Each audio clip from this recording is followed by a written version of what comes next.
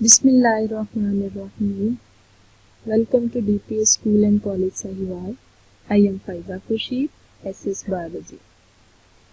Bachche, today we are going to start division of terrestrial ecosystem.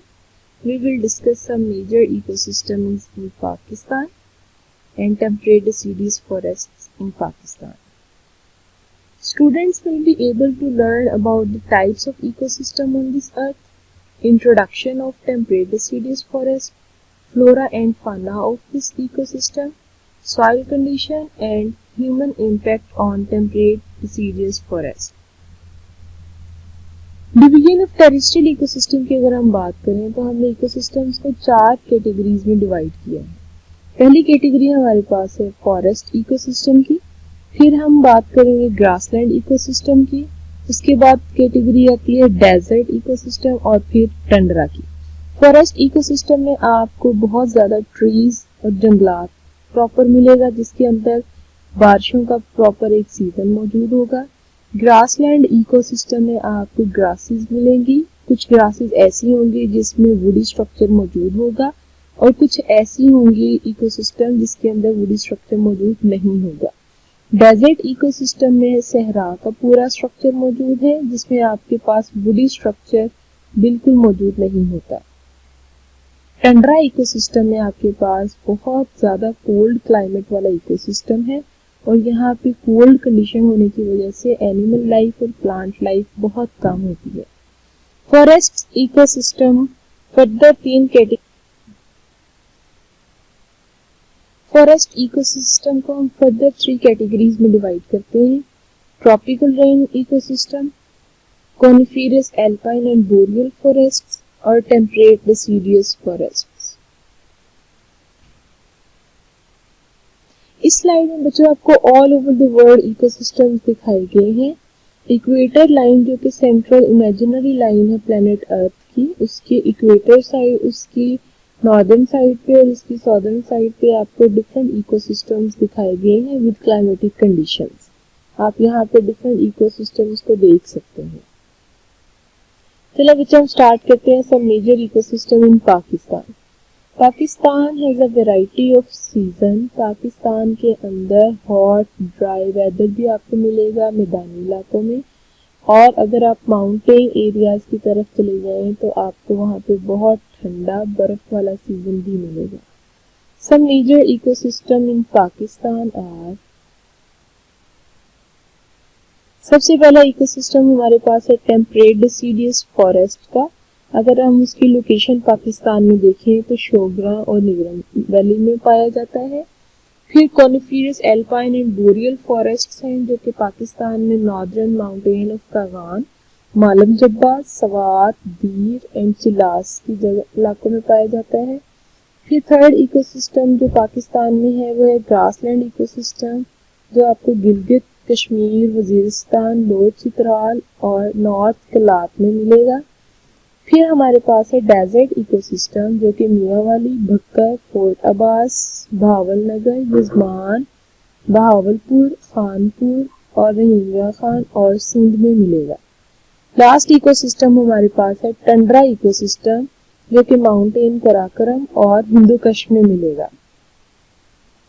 हम start करेंगे आज पहला इकोसिस्टम जो कि है temperate deciduous forest. In Pakistan temperate moist conditions are present in Neelum valley and Shogra, जैसे मैंने आपको पहले भी बताया।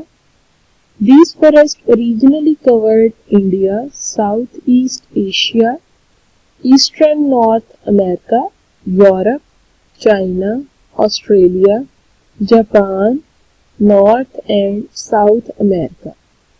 अगर आप इक्वेटर लाइन से थोड़ा सा दूर चलें तो रेनफॉल जो है वो कांस्टेंट नहीं है। कभी रेनफॉल सीजन ज्यादा है और कभी कम हो जाता है।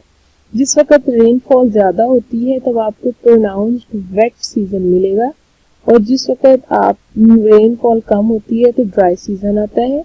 इट लिटरली मीन्स कि आपको टेम्परेट डिसीडियस फॉरेस्ट में समर सीजन और विंटर सीजन मिल जाएगा। During dry season the trees During dry season, the trees cannot get enough water from the soil to compensate for evaporation from their leaves. जब dry season आता है तो पानी इतना ज़्यादा नहीं होता due to low schedule of rainfall, जिसकी वजह से प्लांट्स अपने पास एक अडेप्टेशन करते हैं. As a result, the plants have adapted to the dry season by shedding their leaves and thereby minimizing water loss. Plants अपने पास अडेप्टेशन ये करते हैं कि जिस वक्त ड्राई सीजन आता है तो वो अपने पत्तों को गिरा देते हैं ताकि वाटर लॉस कम से कम हो. क्योंकि प्लांट्स अपने पत्तों को गिरा देते हैं, इसलिए हम इन फॉरेस्ट्स को टेम्परेट डिसीडियस फॉरेस्ट्स कहते हैं. If the rain fails to return on schedule, the trees delay forming new leaves until the drought passes.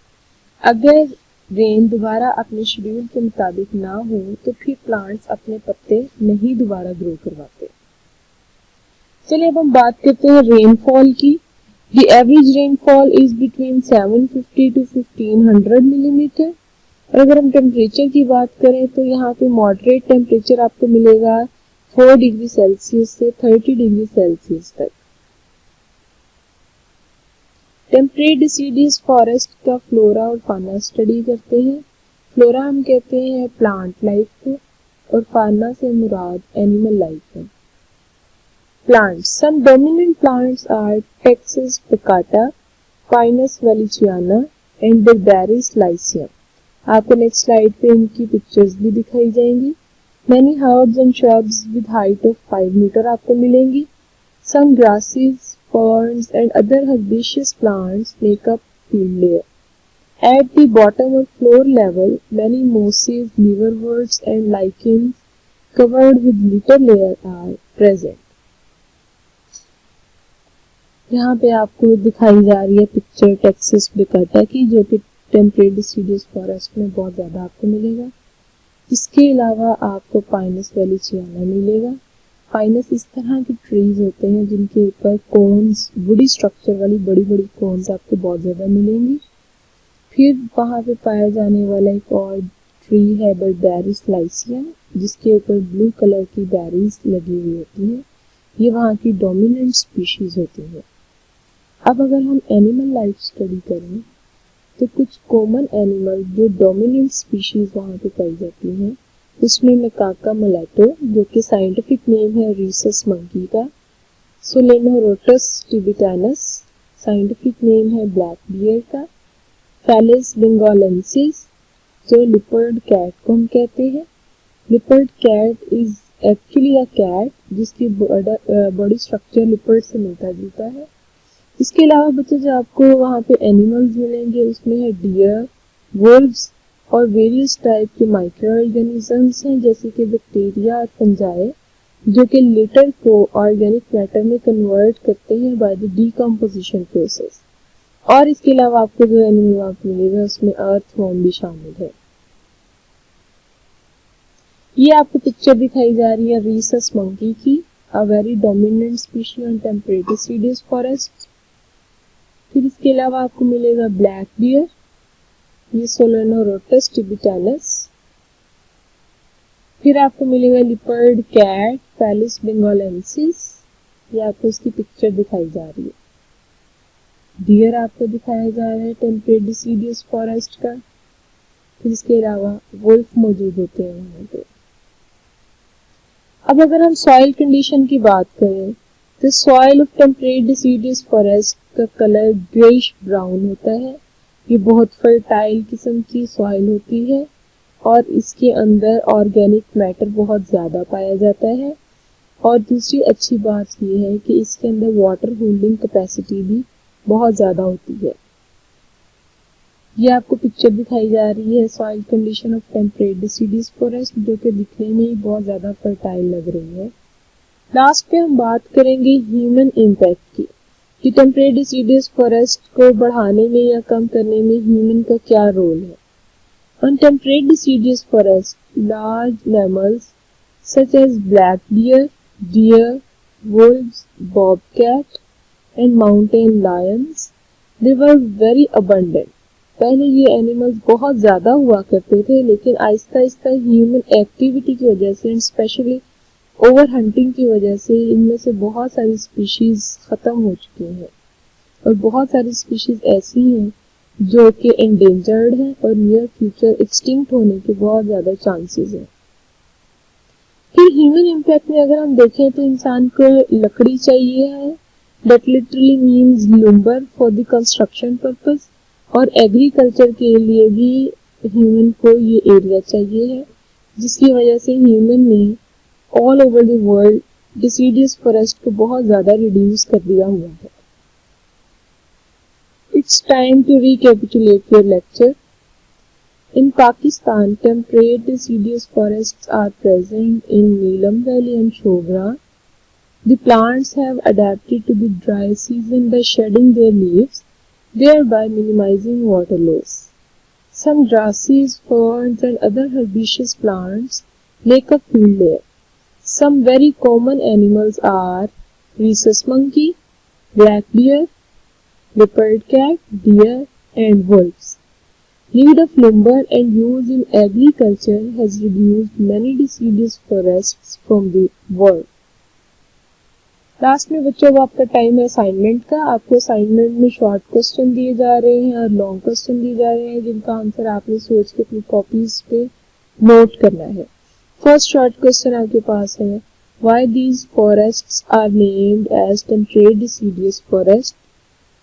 Second short question है, write plant life of temperate deciduous forest. Third short question है आपके पास, write at least 5 names of animals found in this ecosystem. Keep it in mind, आपने उन animals के scientific name भी mention करने हैं। Is the soil of temperate deciduous forest good for agriculture purpose और नॉट। ये क्वेश्चन आपने लेक्चर सुन के जरूर अटेम्प्ट करना है और अपना व्यू भी देना है इसमें। What is the human impact on this ecosystem.